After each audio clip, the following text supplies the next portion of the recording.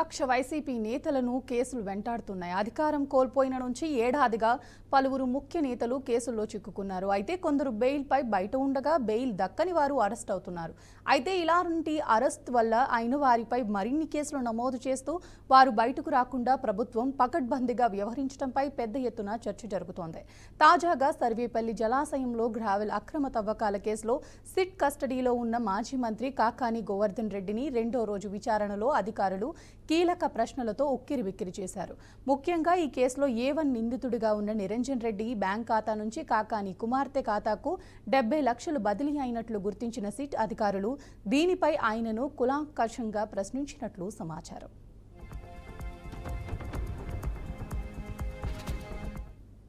Krishnapatnam police స్టేషన్లో జరిగిన ఈ విచారణకు బాపట్ల సిట్ డీఎస్పీ రామాంజనేయులు నేతృత్వం వహించారు. తొలి రోజు విచారణలో కాకాని నుంచి సరైన సమాధానాలు రాకపోవడంతో రెండో రోజు అధికారులు పూర్తిగా ఆర్థిక లావాదేవీలపై దృష్టి సారించారు. గ్రావెల్ అక్రమ తవ్వకాల సమయంలో నిరంజన్ రెడ్డి ఖాతా నుంచి జరిగిన 10 కోట్లు విలువైన లావాదేవీలను అధికారులు గుర్తించారు.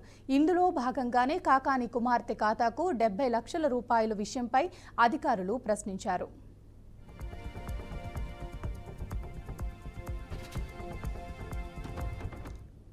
ఈ ప్రశ్నకు కాకాని స్పందిస్తూ నా కుమార్తెకు వివాహం చేసి పంపించాను. వారి వ్యాపార లావాదేవీలతో నాకెలాంటి సంబంధం లేదు.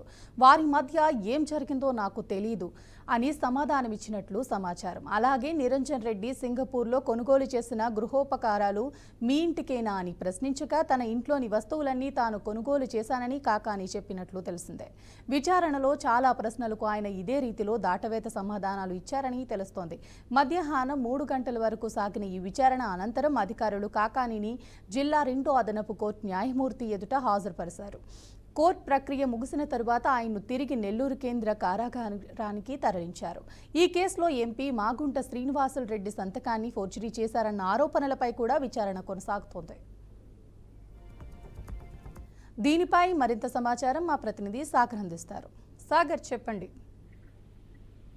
రాష్ట్ర ఇప్పుడు వైసీపీకి సంబంధించిన మాజీ మంత్రి అలాగే నెల్లూరు జిల్లా అధ్యక్షులుగా కొనసాగుతున్న కాకాని గోవర్ధన్ రెడ్డి గత 2 రోజులుగా అంటే మొన్న 2 రోజుల పాటు సిఐడి కస్టడీలో పోలీసు విచారణ కొనసాగింది. ఈ కేసు ప్రధానంగా పూర్వపరాలు చూసుకుంటే కాకాని గోవర్ధన్ రెడ్డి మాగుంట శ్రీనివాస్ రెడ్డి అంటే ఎంపీగా పనిచేస్తున్నారు గత ప్రభుత్వంలో. ఆయన సంతకాలు ఫోర్జరీ చేసి సర్వేపల్లి రిజర్వాయర్ అంటే ఇది పెద్ద చెరువు, ఈ సర్వేపల్లి రిజర్వాయర్లు అక్రమంగా మట్టి గ్రావాలంతా తరలించేశారని చెప్పి ఆయన మీద ఒక కంప్లైంట్ అయితే నమోదైంది. ఈ కంప్లైంట్ చేసుకొని ఆయన్ని పోలీస్ కస్టడీ 2 రోజుల పాటు విచారించారు. ఈ విచారణలో కూడా డిఎస్పీ స్థాయి ఆంజనేయులు అని చెప్పి ఒక అధికారి కూడా ప్రశ్నల వర్షం అయితే గుర్తించబట్టి సుమారు 40 నుంచి 60 ప్రశ్నల వరకు సంధించారు. ఈ ప్రశ్నలైతే కూడా కాకాని గోవర్ధన్ రెడ్డి చాలా వరకు నాకు తెలియదు, లేదంటే నాకు గుర్తు లేదు, నాకు సంబంధం లేని సమాధానాలు చెప్పినట్టు తెలుస్తుంది.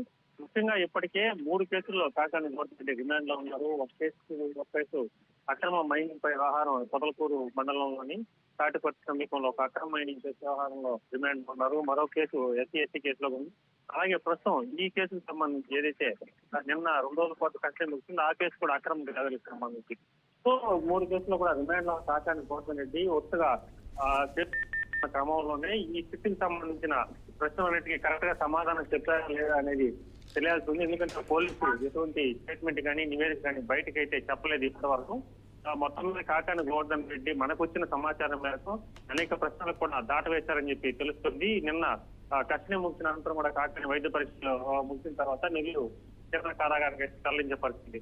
ముఖ్యంగా కూడా ఈ లావాదేవీలో కాకాని గోవర్ధన్ రెడ్డికి ఇక్కడి నుంచి సొమ్ము ముట్టింది. ఈ సొమ్ముని ఈ డబ్బుల్ని ఎక్కడికి పంపించారు, అలాగే నిరంజన్ రెడ్డి A1 గా ఉన్నారు. ఈ కేసులో నిరంజన్ రెడ్డి పాత్ర ఏంటి, అలాగే కాకాని గోవర్ధన్ రెడ్డి పాత్ర ఏంటి, అలాగే కుటుంబ సభ్యులకు కూడా ఈ దీంట్లో ప్రమేయం ఉందా, లేదంటే కుటుంబ సభ్యులకు కూడా కాకాని గోవర్ధన్ రెడ్డి నగదును మళ్లించారా అని చెప్పి అనేక ప్రశ్నలు కూడా సృష్టి ఖండించడం జరిగింది. వాటన్నిటికి కూడా కాకాని గోవర్ధన్ రెడ్డి చాలా వరకు నాకు తెలియదు, సంబంధం లేదు అని చెప్పి చెప్పినట్టే తెలుస్తుంది. సో మొత్తం మీద చూడాలి, సిట్ అధికారులు ఊహించిన దానికి కాకాని చెప్పిన సమాధానాలు సరిపోతాయా, లేదంటే పోలీసుల వద్ద ఎటువంటి సాక్ష్యాలు ఉన్నాయి, ఇవన్నీ కూడా తెలియాల్సింది. తమకి తెలిసిన ముందస్తుగా పోలీసులు చాలా వరకు సాక్ష్యాలు సేకరించి కాకాని ముందు ఉంచినా కూడా అవన్నీ నాకు గుర్తులేదని చెప్పి కాకాని చెప్పినట్టు తెలుస్తుంది. చూడాలి ఈ వ్యవహారం ఎంతవరకు కొనసాగుతుందో. Thank you Sagar.